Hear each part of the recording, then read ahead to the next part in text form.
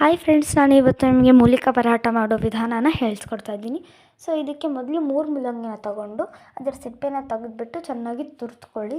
ನೋಡಿ, ಈ ಟೆಕ್ಸ್ಚರ್ ಬರೋ ತನಕ ತುರಿದ್ಕೊಂಡ್ಬಿಟ್ಟು ಒಂದು ಕಂಟೈನರ್ನಲ್ಲಿ 2 ಬೌಲ್ ಆಗುವಷ್ಟು ಗೋಧಿ ಹಿಟ್ಟನ್ನು ಹಾಕ್ಕೊಂಡು ಚೆನ್ನಾಗಿ ಸೋಸ್ಕೊಳ್ಳಿ. ತದನಂತರ ಅದರಲ್ಲಿ ಹಸಿರು ಮೆಣಸಿನ್ಕಾಯಿ, ಕೊತ್ತಂಬರಿ, black pepper powder, chaat masala, coriander powder, ಅರಿಶಿಣ, ಉಪ್ಪು ಹಾಗೂ ಶುಂಠಿ ಬೆಳ್ಳುಳ್ಳಿ ಪೇಸ್ಟನ್ನು ಹಾಕಿ ಮತ್ತು ತುರಿದಿಟ್ಕೊಂಡಿರೋ ಅಂತಹ ಮೂಲಂಗಿಯನ್ನು ಹಾಕಿಬಿಟ್ಟು ಚೆನ್ನಾಗಿ ಮಿಕ್ಸ್ ಮಾಡ್ಕೊಳ್ಳಿ.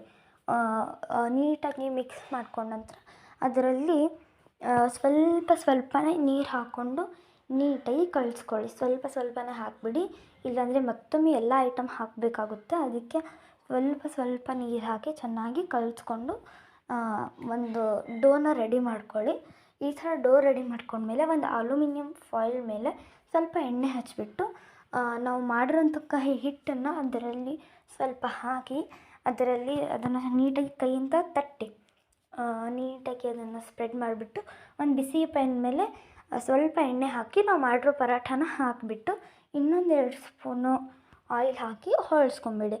ಹೊಳ್ಸ್ಕೊಂಡ ನಂತರ ಅದರಲ್ಲಿ ಇನ್ನೊಂದು 2 ಸ್ಪೂನ್ ಆಯಿಲ್ ಹಾಕಿ ನೀಟಾಗಿ 2 ಸೈಡಿಂದ ಹೊಳಿಸಿ 2 ಸೈಡನ್ನು ನೀಟಾಗಿ ಬೇಯಿಸ್ಕೊಳ್ಳಿ.